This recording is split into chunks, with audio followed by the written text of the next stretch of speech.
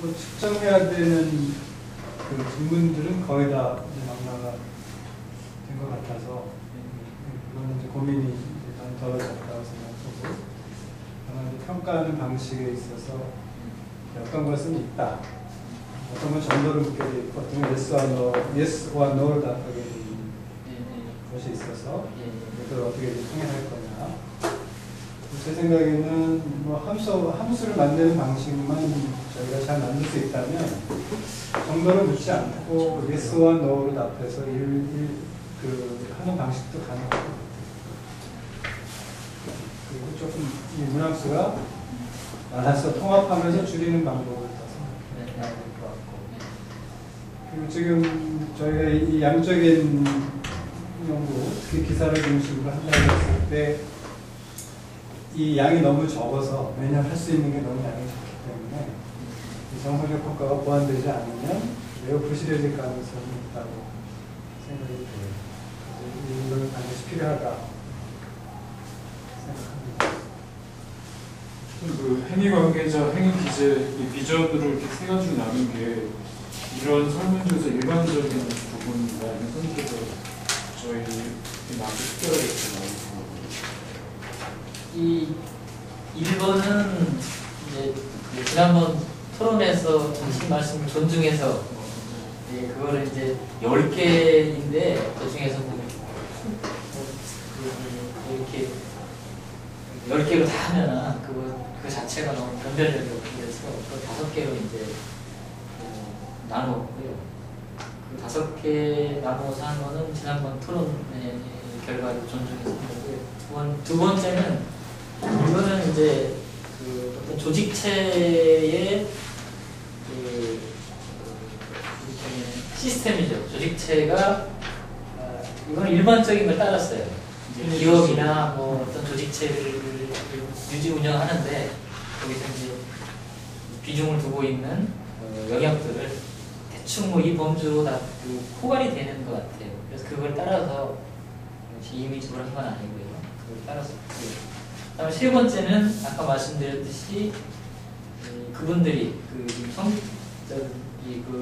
조계종에서 제안해서 뭐 제가 듣기로는 개신교 쪽에서 이제 그 문제 내부적으로 이제 합의를 해야 되는 게이기 때문에 그쪽에서 초안을 검토하는 하라고 준 그 내용들이 5개였습니다. 근데 거기서 제 1번이 열린 진리관인데 그거는 열린 진리관을 놓으면 이게 복잡해져서 그냥 하나로 합쳐서 관용으로 합쳐서 그냥 진리에 이르기를 다양하다 이 정도로만 그냥 표현하는 식으로 해서 그분들이 토론하고 있는 내용들에 대해서 제가 내용을 짚는 방식인데요.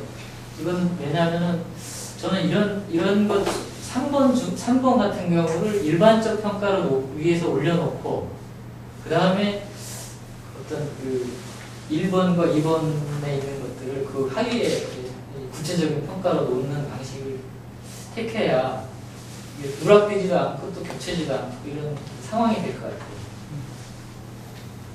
저희가 조금 어려운 것이 이제 저희가 이걸 합쳐서 만들 수 있다고 생각해요. 근데 예를 들면은 이게 정도를 평가하는 경우, 오점 척도를 평가를 하게 되는 경우에 이제 각 질문에 대해서 그럼 1점에 해당되는 현상이 어떤 것이냐, 그건 아니면 그 정도로 얘기하면 어느 정도냐, 이걸 판단하기가 쉽지 않아요. 예를 들면 이렇게 할 때는 예를 들면 응답 지침이 1점에 해당되는 건 대체 어떤 것이다.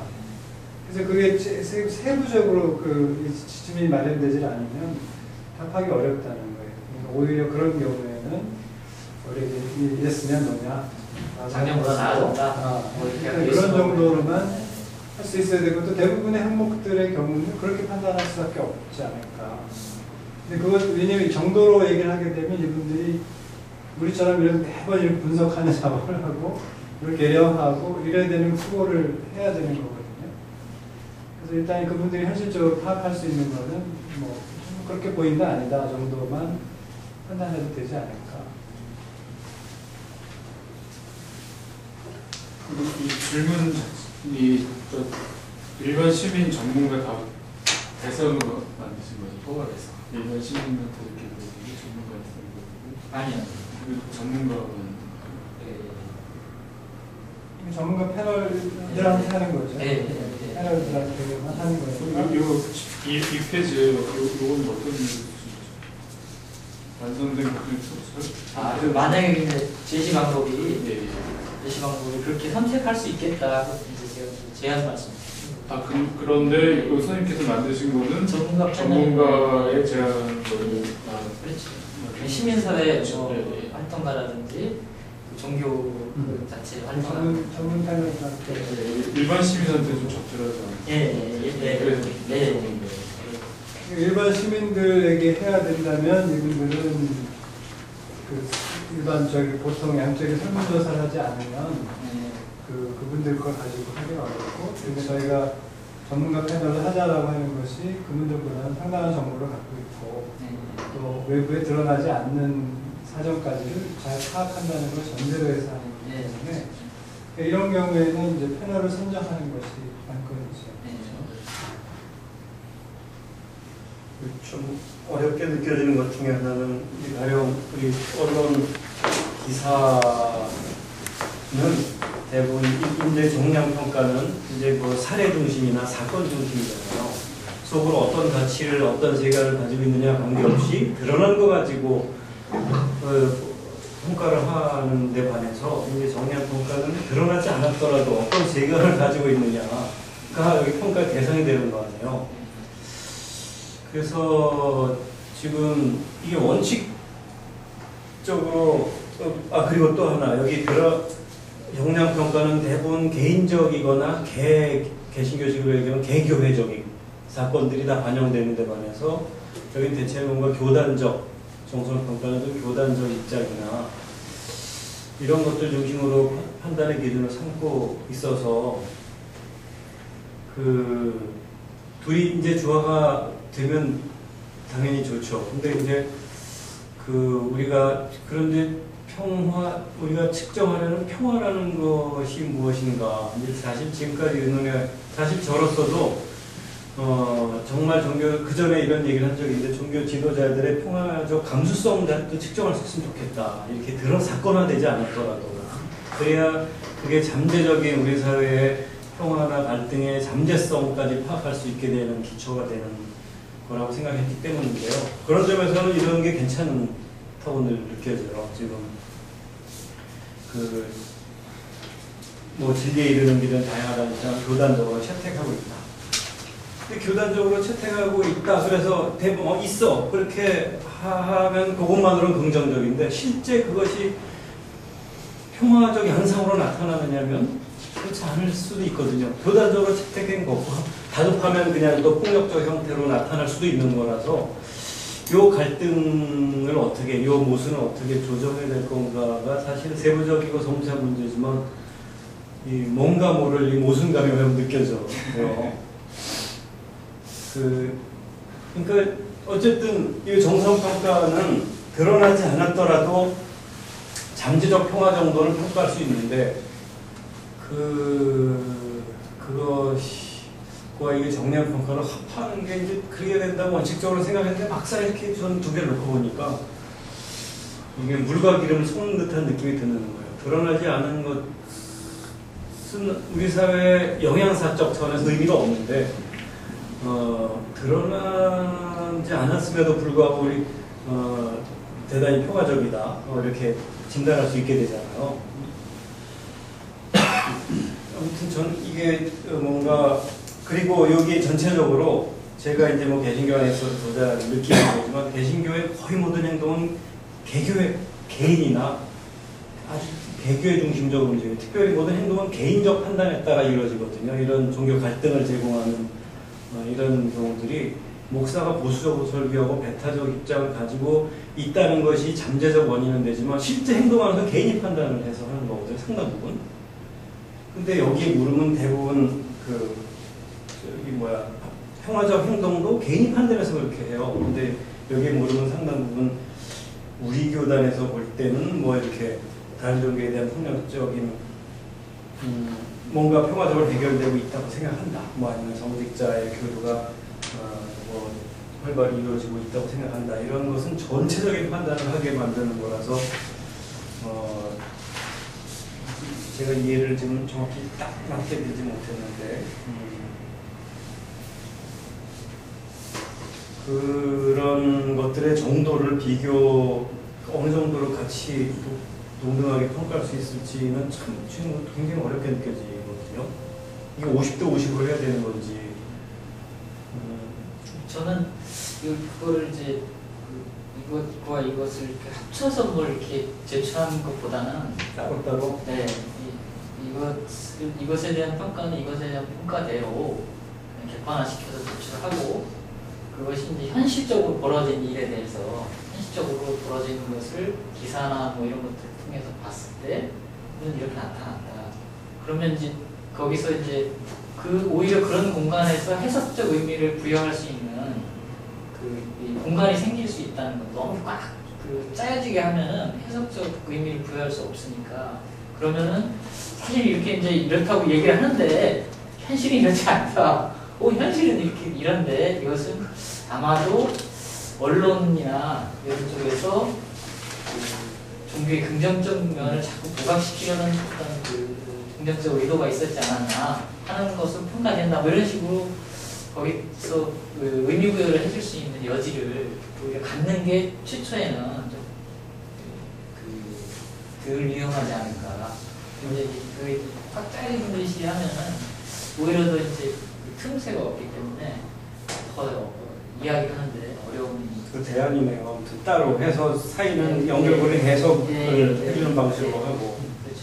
이 하나로 엮기는 대단히 힘들겠다 생각이 근데 저는 그게 하나로 엮기 힘들어도 이 선생님 말씀하신 요 1, 2, 3으로 나누는 게 굉장히 저는 좋아요. 이게 좀 저희가 생각해서 좀 확장시킨 이런 질문들을 주시고 그걸 또 범죄시켜서 해주는 게 좋은데 저희가 어쨌든 이 신문 기사를 10개 범주로 저희가 했었잖아요. 그리고 저희가 딱 결정하지 않을 때한 10개쯤 범주를 하고 근데 선생님 그거를 어떤 이유에서는 어쨌든 10개보다는 좀 5개가 좋아서 지금 5개를 만드신 거잖아요. 1번에서 그리고 지금 2번, 3번은 선생님 조금 더 확장시키신 거죠. 정상적 분석을 더 오히려 있게 하기 위해서. 근데 제 생각에는 그냥 가능한 한 그 범주를 일치시키는 게 어떨까 싶은 생각이 들어요. 그러니까 10개? 그러니까 2번, 3번 이거 자체로서는 의미가 있지만 저희 작업을 위해서는 여기서 1번만을 가지고 저희가 정량적 분석할 때 범주를 10개 맞는 것에 맞게 질문을 만드는 거예요. 그래서 이제 그 차이들은 이제 저희가 설명할 수 있는 거죠. 그 전문가들은 요 10개 범주에 해당되는 질문에 대해서 이렇게 대답을 했는데 저희가 신문 기사를 봤더니만 좀 다른 게 나왔다. 이거는 뭐 신문 기사의 양의 문제일 수도 있고 저널리즘 속성상 기사를 시사 선택하는 그런 문제일 수도 있고 그래서 이런 예들을 어쨌든 저희가 보여줄 수 있잖아요. 여기에 해당 범죄에 대한 예가 신문에 나온 예들을 보여줄 수 있지만 이것이 어떤 통계 자료로서 유의미하게 지표를 만들기는 좀 불충분하지만 어쨌든 이건 예로서 기능을 하는 거고 그 예에 해당되는 그 실제적인 내용에 대해서는 이 정정적 방법을 통해서 저희가 조금 더 충분하게 설명을 가능하게 하는 거잖아요. 그러니까 그런 정도는 맞춰줘야 되는 거 아닌가 싶어요. 그게 호동 드리고. 근데 오히려 2번, 3번은 나중에 저희가 다른 목적을 쓴다 할지라도 저희가 이번 연구의 목적을 위해서는 1번의 그 설문 문항을 그 범주를 저희가 처음에 만들었던 그 10개 범주에 해당되는 거를 보면서 그게 이제 저는 이제 그 일쪽에 보면은 왜 5개로 줄였냐면은 10등급을 살상, 폭력, 파괴, 해수 것을 하나로 합쳐서 물리적 폭력으로 합쳤거든요. 근데 저는 그렇게 하는 게 맞다고 보는 거예요. 왜냐하면 살상에 대해서 질문할 수 있는 게 살상이라는 항목에 대해서 한다는 거하고 그 다음에 이제 폭력, 파괴, 해수 이런 것은 이제 대화 이러면 이제 가지수가 여기서 금방 달라지잖아요. 가지수나 비중이 달라지잖아요. 그러면 질문을 동일한 그 수준에서 질문을 하기가 어려워지거든요. 그걸 만들 때. 그래서 저희가 지난번에 그거를 뭐 전쟁, 살상 이런 거는 한국사에 좀 맞지 않는다 해서 저희가 그거를 조정하기 위해서 그거를 확정을 못했잖아요. 그러니까 그거를 좀 한국사에 맞는 어떤 갈등의 범주를 이렇게 조정을 하고 나서 한다면 저는 10개를 만들어서 요거를 맞추는 수가 있을 것 같은 생각이 듭니다. 살살이나 전쟁은 저희가 잘 안 봐서 좀 다시 만든다고 얘기했죠. 아니, 그거는 그걸 이제 빼고요. 전쟁을 만들어서. 빼고서 이제 전쟁을 빼고서 빼고. 살상부터 이제 시작해서 네. 만드는 그렇죠. 건데 저도 이제 그런 고민을 했어요. 아니, 저는 이야기하시는 저희가 지금 이걸 이제 여기까지 왔으니까 그 범주를 정량적 분석방하고 정성적 분석방하고 둘 다 고려한 범주를 10개를 만드는 거예요. 뭐 10개를 만들고 5개를 만드는. 근데 어쨌든 저는 요거를 일치시키는 게 좋을 것 같아요. 그러니까 제 의견은 그거예요. 10등급을 물리적인 폭력은 살상 폭력, 파괴, 훼손이라고 구분한 그것은 물리적인 폭력으로 합친다. 그렇죠. 네. 합치는데 그러면 저희가 합치기로 하면 저는 이 정량적 분석 방법에서도 윤활 선택을 5개로 저희가 다시 나누는데 저는 이걸 맞추는 게 맞는 것 같아요. 맞추는 게 좋을 것 같아요. 저는 이걸 하고 이제 이것 이외에 이제 일반적 평가가 이제 여기서 세 번째 같은 그런 주관적으로 그 일반적인 상황을 평가할 수 있는 그런 것을 위에다 이제 올려놓고 세부적인 것으로 이렇게 자 이런 게 이제 제 근데 저는 우려하는 게 이게 따로 가는 게 저는 별로 어떻게든지 이게 의미 있게 두 개가 완전히 따라가는 가서도 안 되고 저는 이제 완전히 따라가서도 안 되고 또 완전히 또 같을 수는 없다 하는 생각이 들거든요. 이거 제가 이렇게 이 구성을 해보니까 이 지금 여기 10단계로 분류하고 이렇게 그 한 이 내용 조사한 이 내용 자체를 볼 때도 그렇고 좀 대체적으로 이 내적인 종교 평화라는 것이 관련된 10개의 어떤 현상들만 지금 그 되어 있는 거거든요. 근데 내적으로 어떤 것들이 이루어지고 있는지에 대한 어떤 노력들이나 어떤 시스템이 작동하고 있는지에 대한 이런 것들이 누락되는 게 좀 그런 게 누락되지 않았으면 좋겠다. 이 정성평가에서는 그런 생각이 좀 들었어요.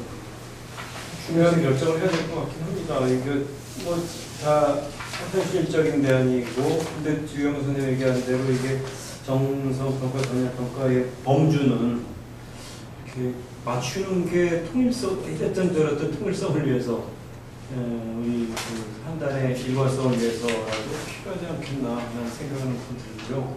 그냥 물리적 폭력, 가령 이제 폭력적 표현도 위협과 비하하는 정도가 좀 달라서 여기 이제 1페이지에 정말 그 칼을 들고 위협을 했는지 만슬쩍 비하한 정도인지가 아주 다른 범주이기도 하잖아요.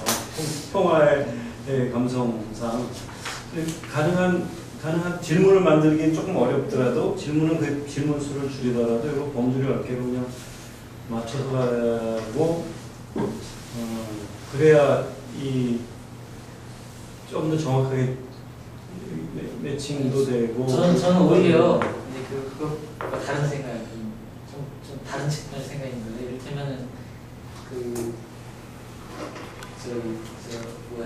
비행기하고 배는 다르지만 운송수단은 같잖아요.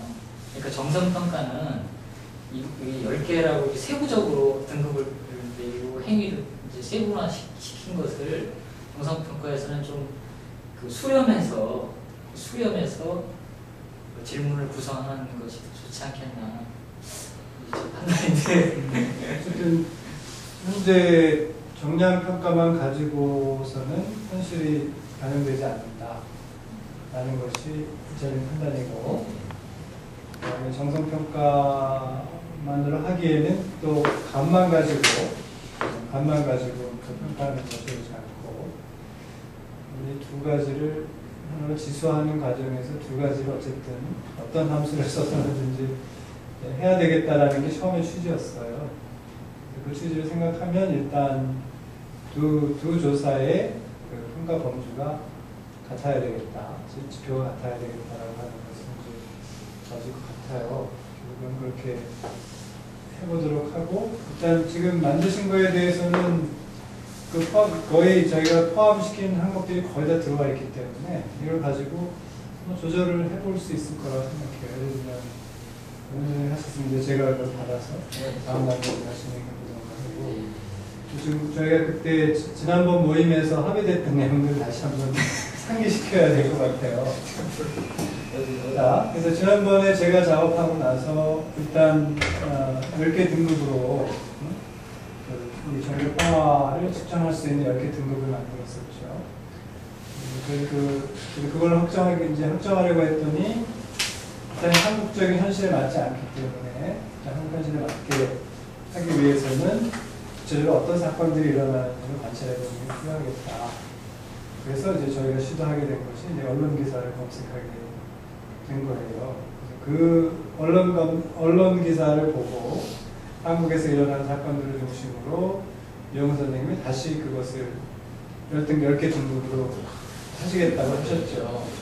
근데 그걸 가지고 해결해야 되는 거죠. 그렇죠. 그러니까 저희가 그때 그 그냥 범주를 만들어서 기사를 맞추는 게 아니라 기사를 분석해서 범주를 새로 만드는 거죠. 그렇죠. 그러려고 했던 거예요. 근데 지금 이제 오늘 이제 안 해오셨기 때문에 그게 어떻게 되는지 모르지만 어쨌든 오늘 저도 이제 살펴봤고 우리가 한번 쭉 훑어본 결과로는 되게 아래쪽에 이 등급을 나눴을 때 이제 5등급 아래는 잘 안 나타난다는 것이에요.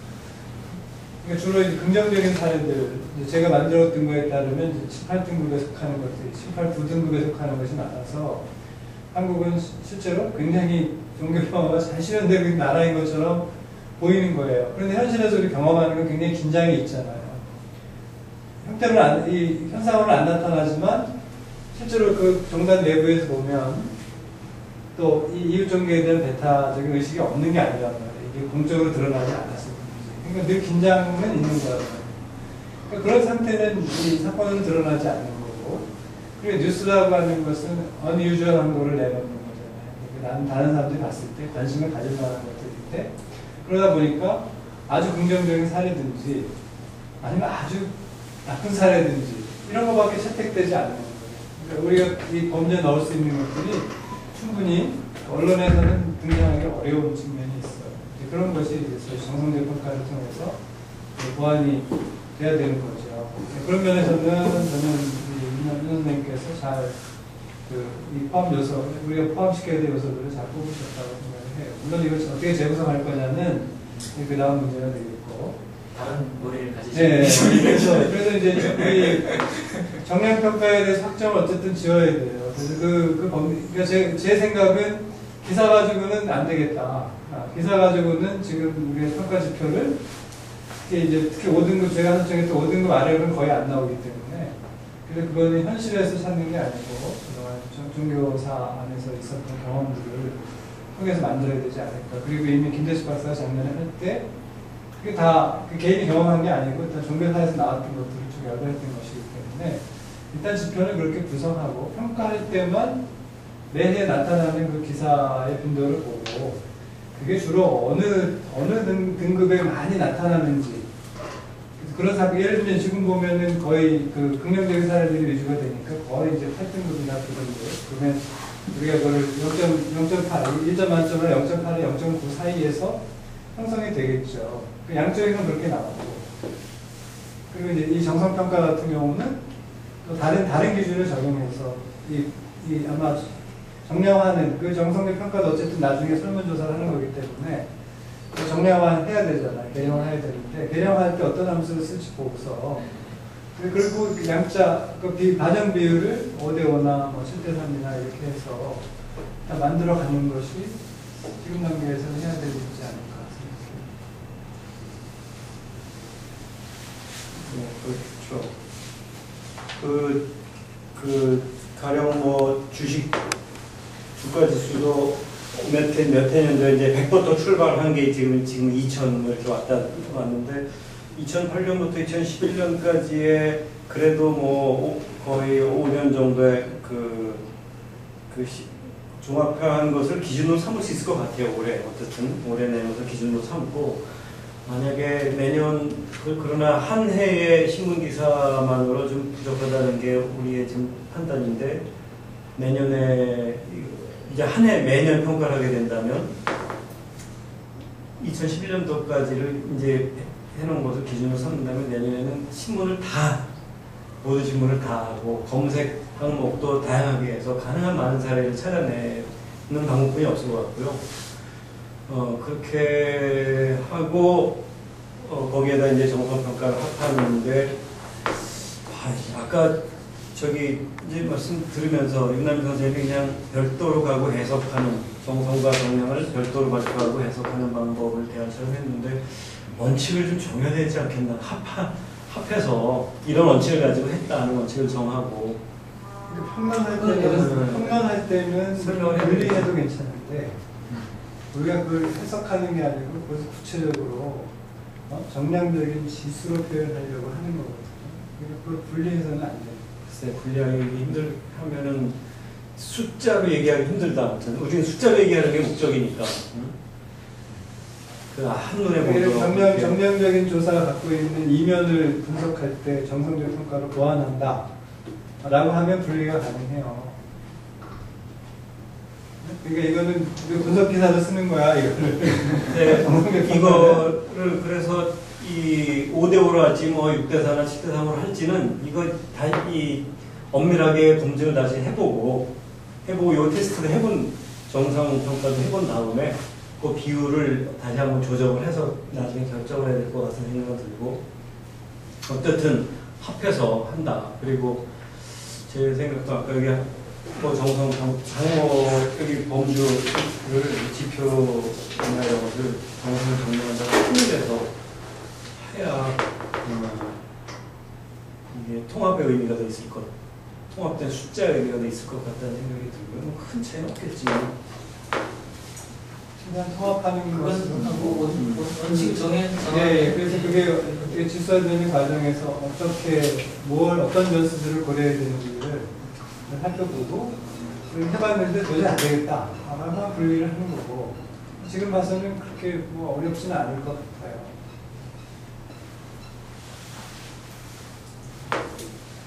지금 따로 해서 점수를 한번 내보고 나서 이제 판단을 하죠. 지금 비율. 일단 뭐 저는 이 무락땡이 있지 않을 수 있는 상황이라서 그 같은 현상을 바라보는 두 가지 방식이잖아요. 네.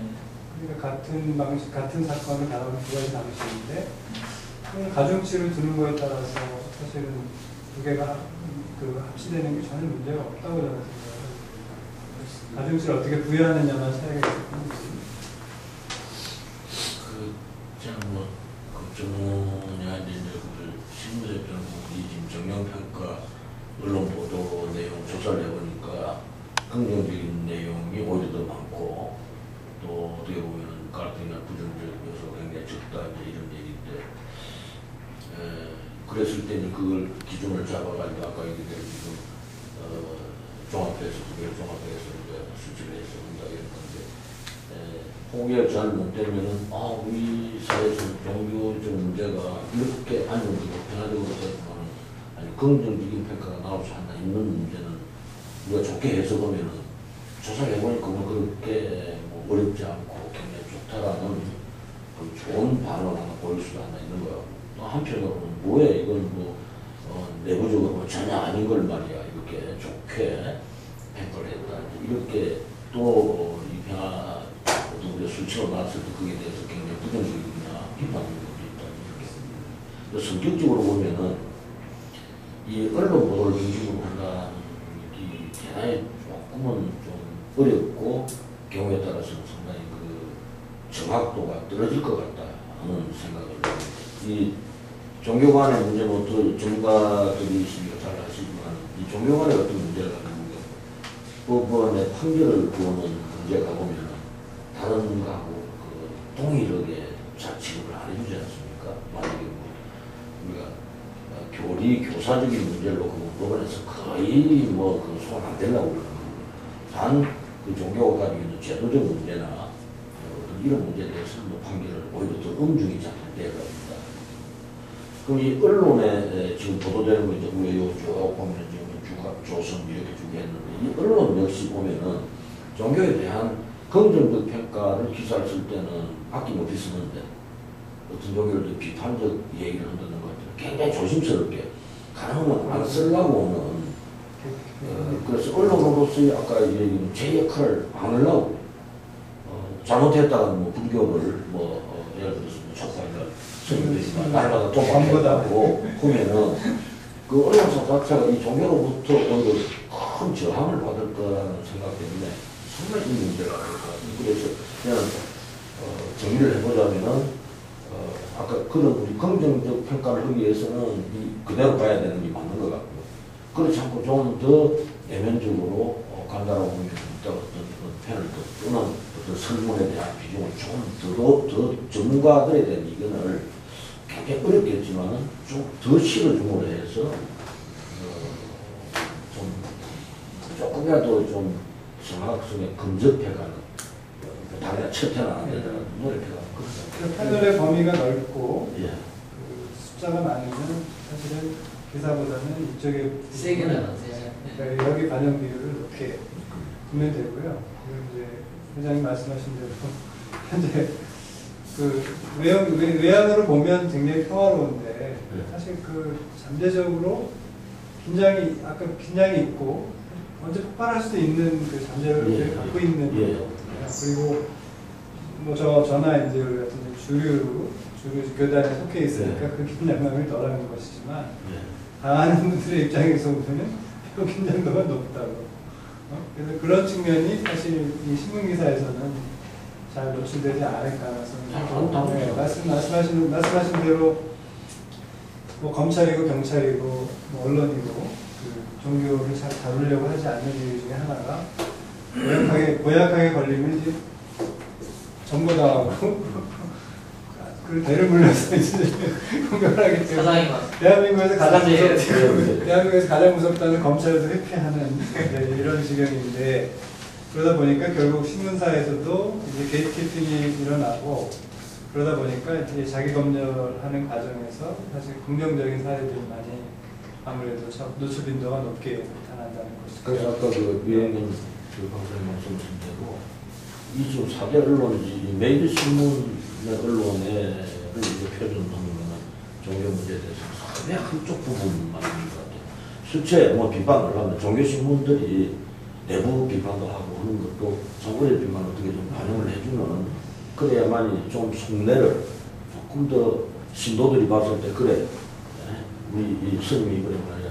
지난번에 예를 들면 뭐 부처님 오신 날 어떤 절에 대한 잘 아는 절인데 등에 등이 성금을 표시하는데 우리 30% 적었다고 그래요. 그러니까 그건 세상 모르거든요. 이런 것들이 그 신도들 얘기를 들어보면 아니야 저 망해야 돼 뭐 이런 얘기입니다. 뭐 이런 얘기가 나오는데 언론에서는 그런 거 뭐 한 표시 안 나거든요. 어디다 감히 쓰냐 이런 거니까 그걸 우리가 뭐 없는 걸 만들어서 쓸 수는 없는 거고 그렇다고 이걸 어렵게 만들 수도 없고 이제 제가 지금 겪어본 걸로서는 언론이 이 종교에 대한 기사는 정확하게 안 쓰더라.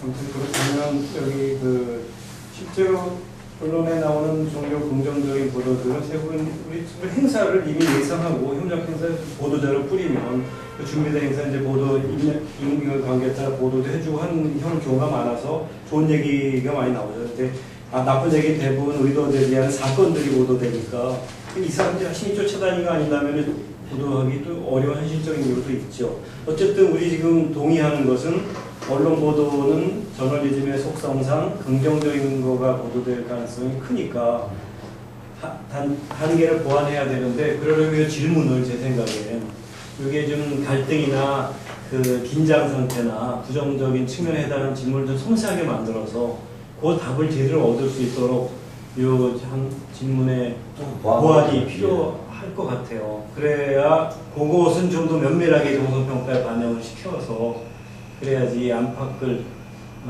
좀 합하는 면 그래야 좀 현실을 좀 더 정확히 진단할 수 있게 되는 거 아닐까 싶거든요. 그래서 아직 지금 이것을 보면서는 또 고생 많이 하셨다 이거 정리하시느라고 지금은 딱 눈에 띄진 않는데요.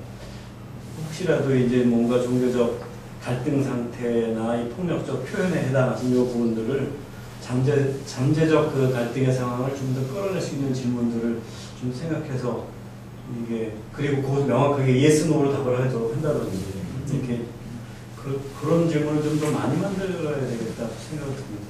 근데 제가 지금 이런 이 두뇌 구조를 해보기 때문에 다른 분이 다른 분이 보안 이걸 내가 손님도 잘하는 사람이 없어.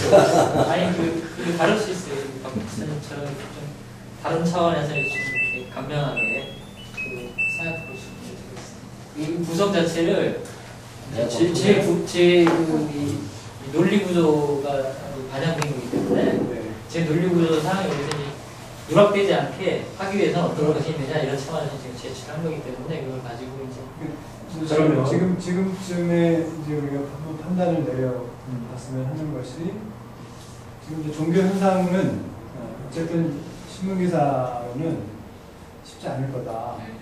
라고 하는 게 이제 어떻게 보면 증명이 된 거예요. 그리고 또 과도하게 어떤 과잉 대표되는 측면이 있다. 긍정적인 변화가 과대표되다 보니까 실제로 이 긴장되는 측면과 갈등의 측면이 상대적으로 과소화되는 문제가 있고, 이게 결국은 이 종교 현상을 정확하게 관찰하기 위해서는 대중들의 눈보다는 전문가들의 눈에 의존해야 되고, 전문가들은 대신 숫자가 많아서 여러 영역이 포괄됩니다. 종교학자뿐만이 아니고 종교사뿐만이 아니고 현장에는 다양한 실무자들까지 포함해서 우리가 어느 정도 퀄리파이 된 사람이라고 하는 그 전문가층을 두텁게 해서 이거 중심으로 평가를 하고, 저는 신문은 보조적으로 써야 된다는 생각이 듭니다. 결론적으로 말씀을 드리자면